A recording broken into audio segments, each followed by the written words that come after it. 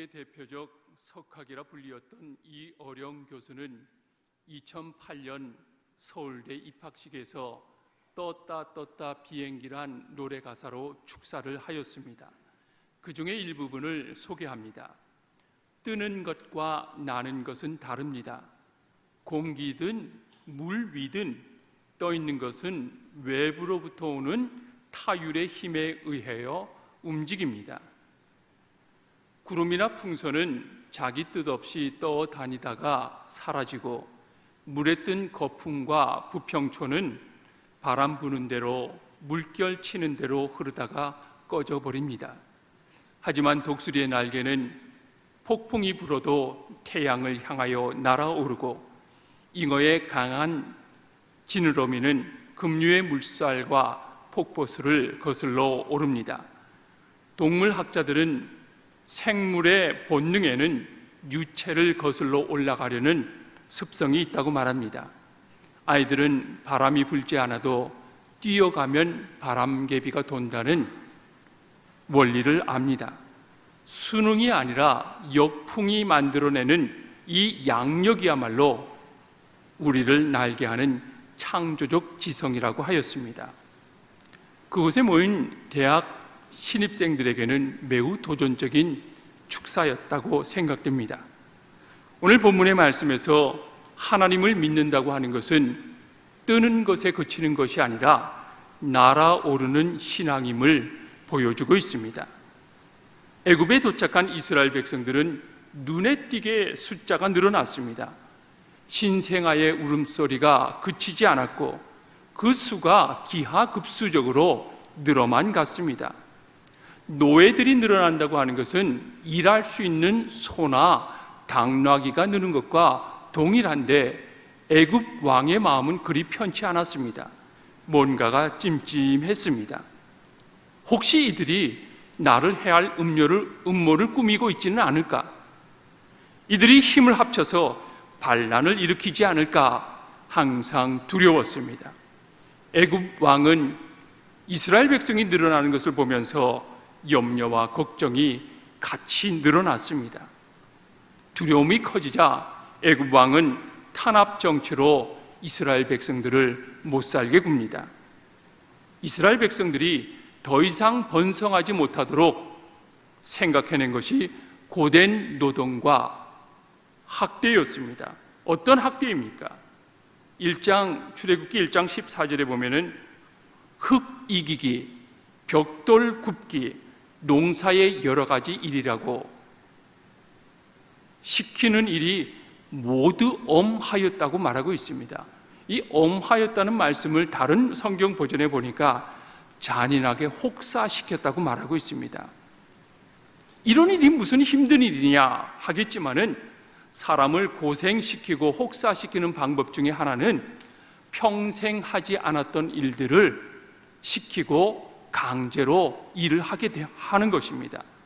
해보지 않았던 일을 하게 되는 것은 우선 스트레스가 쌓이고 그 일에 대한 노하우도 없습니다. 그리고 강제적으로 하기 때문에 걱정이 생기게 됩니다. 공부만 하던 분이 책을 읽는 일이나 머리를 쓰는 일은 그리 어렵지 않습니다. 또한 육체적인 일을 하는 사람은 힘을 쓰는 일은 그것 또한 어렵지 않습니다. 그러나 머리를 쓰던 분이 노동을 하면 힘들고, 반대로 노동을 하는 사람이 머리를 쓰는 일을 하면 그건 힘이 듭니다. 대학생들이 여름방학 때 며칠 동안 농촌에 가서 농촌 봉사 활동을 합니다. 낮에는 농사일을 하고 밤에는 글씨를 못 배운 사람들을 불러다가 글씨를 가르칩니다. 여러분은 어느 쪽이 더 쉬웠습니까? 농사일입니까? 공부입니까? 평상시 해오던 일들이 쉽습니다. 글씨를 배우던 할머니가 며칠이 지난 후에 식사를 하면서 이렇게 말합니다. 선상님들, 나는 글씨 배우는 것보다 농사일이 훨씬 더 쉽습니다. 글씨는 이것이 저것 같고 저것이 이것 같아서 참 어렵습니다. 글씨 배우는 것이 농사일보다 힘듭니다. 그렇습니다. 해왔던 일들이 쉬워요. 생소한 일은 힘이 듭니다. 본문으로 다시 돌아와서 이스라엘 민족은 원래 유목민이었어요. 양들과 소를 이끌고 목초지를 따라서 움직이는 민족이었는데 노예로 잡혀와서 한 곳에 살면서 한 번도 해보지 못한 진흙 이기기, 벽돌 굽기, 진흙을 운반하고 물을 길어오고 벽돌을 만드는 일, 그리고 농사 짓는 일을 잔혹하게 시켰던 것입니다. 몸을 상하게 하는 노동이었습니다. 이뿐만 아니라 애굽 왕은 비돔과 라암색 성을 건축하였습니다. 이 성은 바로 왕의 군대의 보급품과 화약 기지로 사용했으며 왕의 수호대를 거할 수 있게 만든 집이었습니다. 그러니까 얼마나 튼튼하게 지었을까요? 이렇게 중노동을 필요로 하는 일에 이스라엘 백성들이 동원되었던 것입니다. 애굽 왕은 이렇게 중노동을 통하여서 이스라엘 백성들의 출산을 막고자 했습니다. 임신한 여성들도 나와서 고된 일을 하면 분명히 유산을 하기를 바랬는데 이게 어떻게 된 일입니까? 고난을 받으면 받을수록 이스라엘 여인들은 아이를 더 잘 낳는 거예요. 12절에 이렇게 말하고 있습니다. 학대를 받을수록 더욱 번성하여 퍼져나갔다라고 말하고 있습니다. 사랑하는 성도 여러분, 학대를 받을수록 자손이 늘어나는 것은 다분히 자연적인 현상이라고 생각합니까? 아니면 밟으면 밟을수록 더 많이 돋아나는 잡초와도 같은 이스라엘 사람들의 기질 때문이라고 생각합니까? 아니에요. 하나님의 약속이 이루어지는 때입니다. 하나님께서 이스라엘에게 복을 주시기로 약속했는데 그 복이 임하는 때가 바로 지금입니다. 아브라함에게 약속했고 이삭에게 약속했고 야곱에게 약속했던 그 약속이 이루어지고 있는 것입니다. 하나님의 약속이 이루어질 때 세상은 참 싫어합니다. 하나님의 나라가 세상 속에 전파되고 세상 사람들이 하나님의 나라로 들어와서 하나님을 믿게 되는 것을 세상은 지독히도 싫어하기 때문에 핍박하고 방해하고 갖은 수단을 가지고 우리들을 억압하고 있는 것입니다. 그러나 기독교는 핍박을 통하여 성장했고 고난을 통해서 성숙했습니다. 예루살렘 교회가 핍박을 받게 되자 하나님은 성도들을 사마리아와 안디옥으로 강제적으로 흩어버렸습니다. 이 흩어진 디아스포라 교인들이 또한 유럽과 전 세계로 퍼져나가면서 복음을 전하게 하셨던 것입니다. 우리의 신앙의 성장도 언제 성장했고 기쁨이 충만했습니까? 힘들고 어려웠을 때입니다.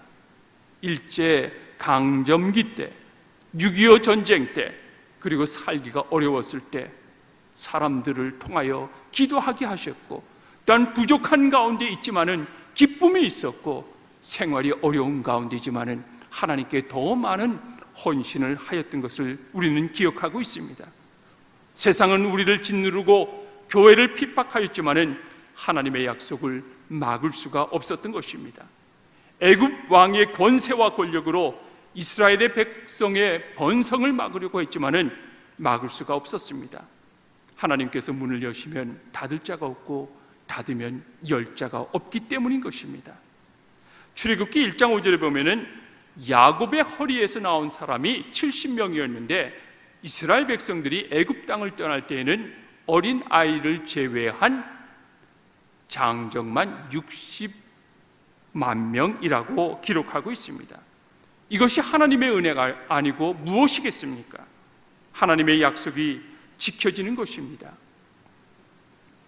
여러분이 초등학교 다녔을 때와 지금을 비교하면 어떻습니까? 그래도 지금이 잘 살고 있지 않습니까? 박스 하나 놓고 밥을 먹었던 때가 있었지 않았습니까? 어린아이들을 어떻게 기를까 고민하였고, 아이들이 갖고 싶은 것 사주지 못하고 학원도 제대로 보내지 못했는데 지금 보세요. 어떻습니까? 나름대로 자기 앞가림을 하면서 살고 있잖아요. 부모로서 미안한 마음이 아직도 한가득인데 누가 도우셨습니까? 하나님이 도우셨어요. 본문 8절에 보면은 이런 중노동을 통해서 이스라엘을 핍박했던 왕은 요셉을 알지 못하는 왕이라고 기록하고 있습니다. 요셉을 알지 못하였기 때문에 하나님도 몰랐다는 말입니다. 하나님을 모르는 애굽 왕은 중노동을 통해서 이스라엘의 출산을 막으려고 했지만 그것이 되어지지 않자 또 다른 방법을 선택합니다. 산파를 고용하여서 태어나는 남자아이를 다 죽이라는 명령을 합니다. 왜 바로 왕은 세상에 갓 태어난 힘이 없는 어린아이를 죽이라는 명령을 하였을까요? 그것은 이스라엘을 근본적으로 없애려고 했던 것입니다. 이스라엘의 씨를 말리고 이스라엘의 혈통을 끊어버리겠다고 하는 무서운 계획을 하였던 것입니다. 만약에 바로의 뜻대로 이스라엘 백성의 혈통이 여기서 끊어진다 그러면 하나님께서 큰 민족을 이루시겠다고 하는 그 약속은 거짓말이 될 것입니다. 이스라엘을 통하여서 구원의 계획을 이루겠다고 하는 하나님의 그 약속은 물거품이 되어버릴 것입니다. 그리고 하나님은 거짓말장애로 남게 될 것입니다. 하나님은 신실하십니다. 하나님의 약속은 지켜집니다. 하나님의 약속은 단 한 번도 어긋남이 없었습니다. 하나님의 약속은 세상의 권세와 권력으로 깨어지거나 파괴되지 않습니다. 하나님의 약속을 가로막는 애굽 왕의 계획을 하나님은 그대로 놔두지 않고 그들 계획 속에 작전을 피게 되는데 그 작전에 투입된 사람이 바로 산파 시브라와 부하입니다. 애굽 왕은 두 명의 산파에게 이렇게 명령합니다. 너희는 히브리 여인이 출산할 때 딸을 낳으면 살려주고 남자아이를 낳으면 죽이라. 무시무시한 명령을 내립니다. 산파로 살아온 시브라와 부하는 인생 최대의 위기를 맞게 됩니다. 생육하고 번성하는 것은 하나님의 뜻인데 애굽 왕은 생육하고 번성하는 것을 끊어버리라는 것입니다. 애굽 왕을 따를 것인가 하나님을 따를 것인가 산파들은 위기 가운데 선택을 해야 합니다. 첫 번째 펭귄이란 말을 혹시 들어보셨습니까? 펭귄들은 뒤뚱뒤뚱 떼를 지어 우르르 바다로 몰려가지만 정작 바다에 뛰어들기 직전에는 머뭇거리고 제자리에서 있습니다. 왜냐하면 바닷속에는 자신들이 좋아하는 먹이가 있을 수도 있지만은 동시에 물개나 바다 표범 같은 천적이 있을지도 모르기 때문이지요. 수많은 펭귄의 무리 중 불확실한 바다에 제일 먼저 뛰어드는 펭귄이 있습니다. 그러면 그 펭귄의 뒤를 따라서 다른 펭귄들도 바닷속으로 뛰어듭니다. 이 첫 번째 물에 뛰어든 펭귄을 퍼스트 펭귄이라고 부릅니다. 퍼스트 펭귄. 우리의 신앙생활에서도 첫 번째 펭귄이 필요합니다. 나이 많은 펭귄은 이것저것 눈치 보면서 뛰어들지 못합니다. 나이 어린 펭귄은 세상 물정을 모르기 때문에 뛰어들지 못합니다. 불확실한 세상을 향하여 믿음을 가지고 용감하게 뛰어드는 믿음의 펭귄이 필요합니다. 하나님의 약속을 이어가는 믿음의 사람들 모두가 위기의 순간이 있었습니다. 그 누구도 뛰어들지 못하고 머뭇머뭇거리고 있었을 때 믿음을 가지고 뛰어드는 사람들이 있었습니다. 오늘 이 시대 속에서도 하나님이 쓰시는 믿음의 사람이 필요합니다. 하나님을 경외하는 신앙 양심 앞에서 흔들리지 않는 믿음의 사람이 필요합니다. 절대 군주의 명령이라도 낙엽처럼 날려버린 믿음의 여인들처럼 신앙의 표본이 필요합니다.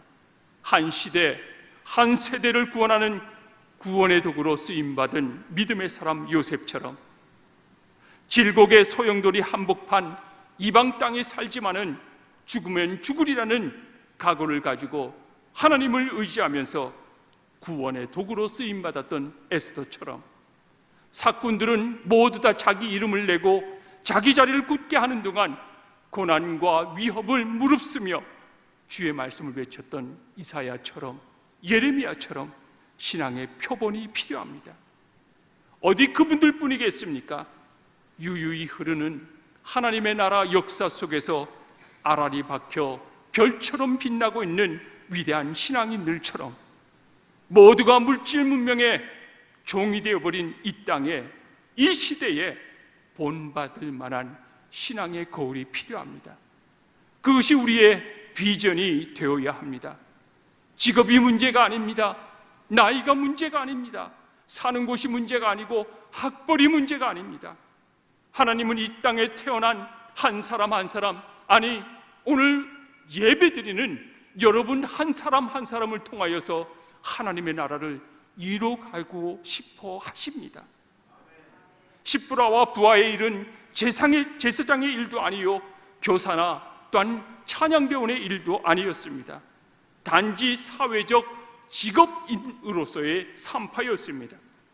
그들은 자신에게 맡겨진 일을 하면서 분명한 신앙의 기준이 있었습니다.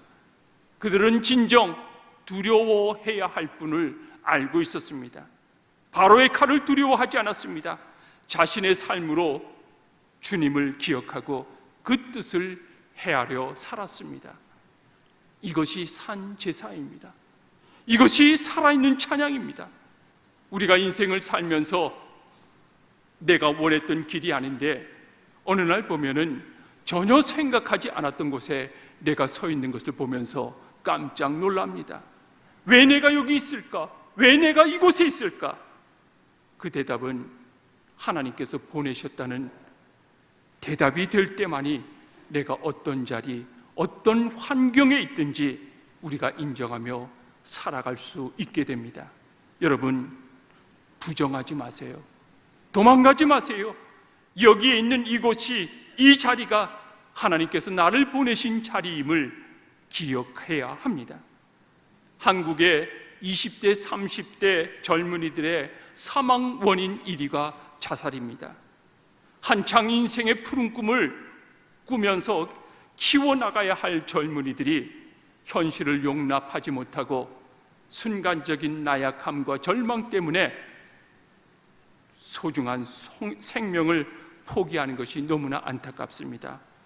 우리가 어떻게 하다가 이 세상에 던져진 인생들이 아니라 하나님께서 뜻이 있어서 이 세상에 보내셨고 이곳 자양동에 살게 하셨고 그리고 이곳 신앙교회에 나오게 하신 것입니다. 무작정 아무 계획 없이 이곳에 온 것이 아닙니다. 하나님께서 여러분을 이곳에 보내신 목적대로 살아가야 합니다. 난 이미 무거운 죄의 멍에를 맨 적이 있다고 주저앉아 있으십니까? 일어나십시오. 언제까지 주저앉아 있겠습니까? 다윗을 보세요. 삼손을 보세요. 3년 동안 주를 쫓아다니면서도 예수를 부인했던 그 사람을 보세요. 한 번 넘어졌지만은 2번 넘어지지 않겠다는 각오를 가지고 일어서십시오. 예전에 죄의 종노릇 하였을지라도 이제 우리는 그리스도의 피로 씻겨진 영혼입니다. 진정 예수님을 믿고 있다면 예수님의 피가 우리의 지저분하고 더러운 죄보다 더 위대하다는 사실을 깨닫고 있으십니까? 신앙은 머리로 하는 것이 아닙니다. 신앙은 과거의 체험만으로 현재를 이어갈 수 없습니다. 머리의 신앙이 가슴으로 이어져 이 가슴의 신앙이 손과 발이 움직이게 될 때 그것이 참다운 신앙이면서 하나님의 능력이 함께하게 되는 것입니다. 하나님을 의식하는 산파들에게 하나님은 친절한 위로자가 되셨습니다. 왕이 산파들을 불러서 말합니다. 너희가 어찌하여 남자아이를 살렸느냐? 서슬프런 왕의 명을 어긴 산파들이 대답합니다. 왕이시여, 히브리 여인들은 건장하여 산파가 이르기 전에 해산하였습니다. 하늘의 지혜가 산파들에게 임한 것입니다. 이스라엘의 산모들은 애굽의 산모들보다 건장하여서 산파가 가기 전에 이미 출산하였습니다 하면서 백성을 보호하였고 하나님을 두려워하여서 남자아이를 죽이지 못하던 산파들에게는 바로 왕이 왜 죽이지 못하였는가 문책할 때 하나님께서 할 말을 주심으로써 그들을 보호하셨던 것입니다. 이 얼마나 오묘한 하나님의 보호하심입니까? 종교개혁자 마틴 루터는 신앙에 대해서 이렇게 말합니다. 신앙은 앞을 볼 수 없는 암흑 속에서 그 앞에 천길 낭떠러지가 있다 할지라도 믿고 한 걸음을 내딛는 것이라. 우리 앞에 놓인 상황이 신앙생활을 잘 할 수 있는 여건이 되어서 아무런 두려움 없고 방해물 없이 신앙생활을 할 수 있다는 것은 엄밀한 의미에서는 신앙이 아닐 것입니다. 하지만 우리 앞에 놓여진 상황이 말씀대로 행동하기 어렵다 할지라도 하나님의 약속이기 때문에 믿고 말씀대로 순종하는 것, 그것이 신앙입니다. 그런 자에게 하나님은 말씀하십니다. 마음을 강하게 하고 담대하라. 놀라지 말고 두려워하지 말라. 위로하고 계십니다. 신앙의 기준이 없으면 애굽 왕의 명령에 따르게 됩니다.